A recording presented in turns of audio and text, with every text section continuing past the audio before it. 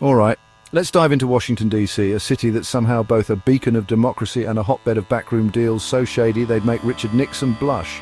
We're talking about a town where you can practically trip over a monument while dodging lobbyists. Now, you might think you know D.C. from House of Cards or, God forbid, Veep.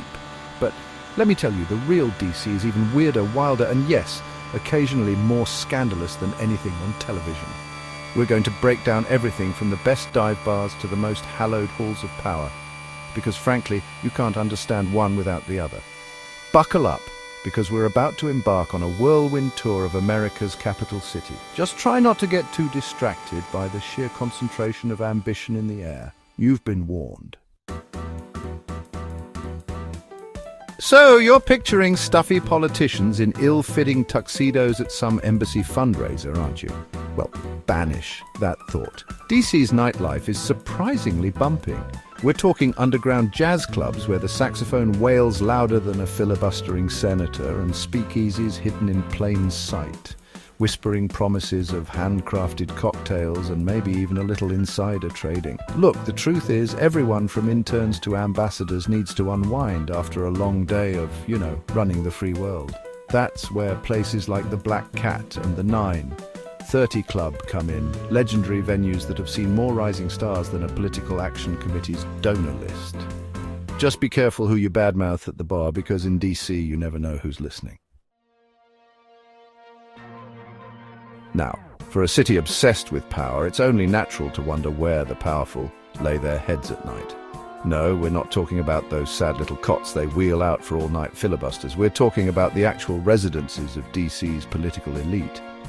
From the stately mansions of Kalorama, where everyone from Jeff Bezos to the Obamas have hung their hats, to the charming row houses of Capitol Hill, these homes are more than just bricks and mortar. They're symbols of ambition realized, of influence solidified, and let's be honest, probably a whole lot of unpaid internships. 1600 Pennsylvania Avenue. It's the most famous address in America, maybe even the world.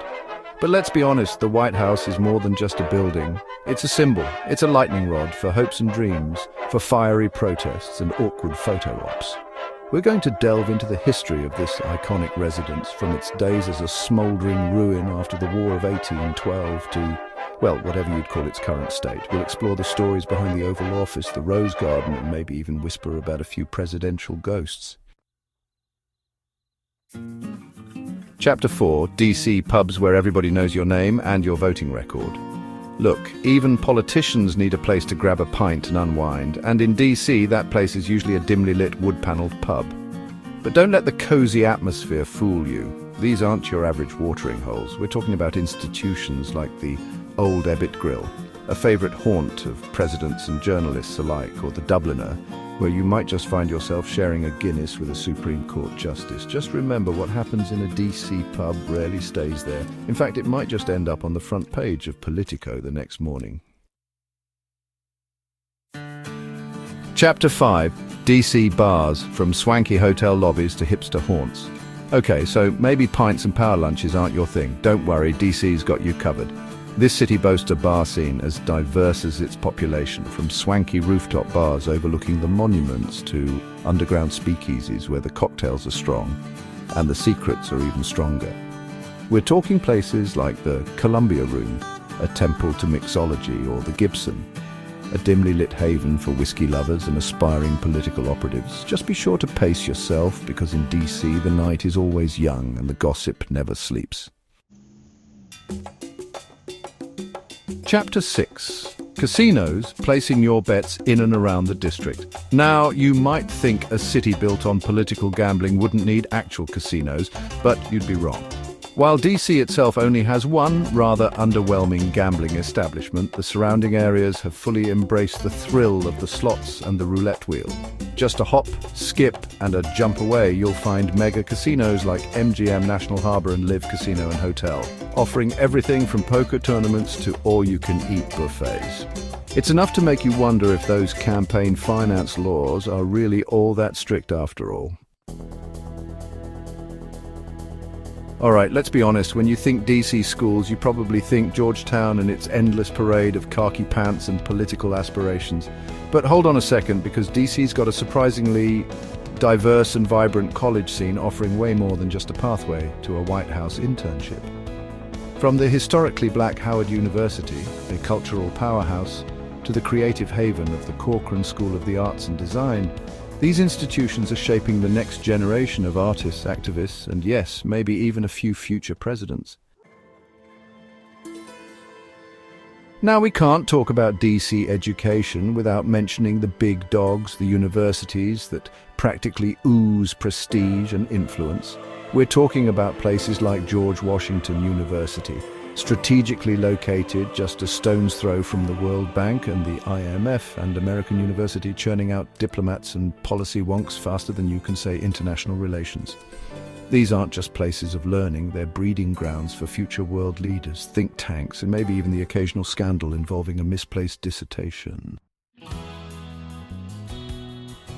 Okay, let's be real. You can't swing a dead cat in DC without hitting a monument, museum, or historical landmark.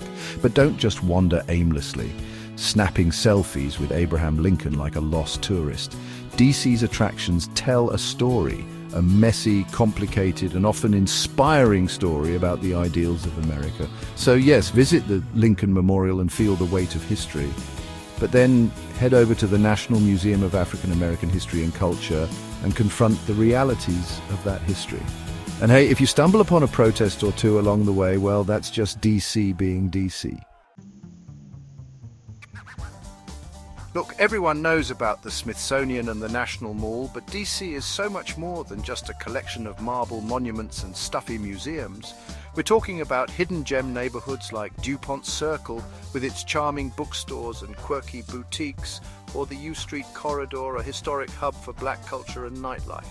So, ditch the tour bus, grab a map, or use your phone, and get ready to explore the side of DC that most tourists never see. Trust me, it's a side you won't soon forget. So there you have it, a whirlwind tour of Washington, D.C., from its scandalous nightlife to its hallowed halls of power. We've laughed, we've learned, we've probably violated a few lobbying laws just by mentioning certain names, but most importantly, we've peeled back the curtain on a city that's often misunderstood, a city that's both deeply flawed and undeniably captivating. If you're ever feeling disillusioned with the state of American politics, just remember this. At least it provides some damn good entertainment. Don't forget to like, comment, and subscribe for more explorations of cities that are just as weird and wonderful as DC.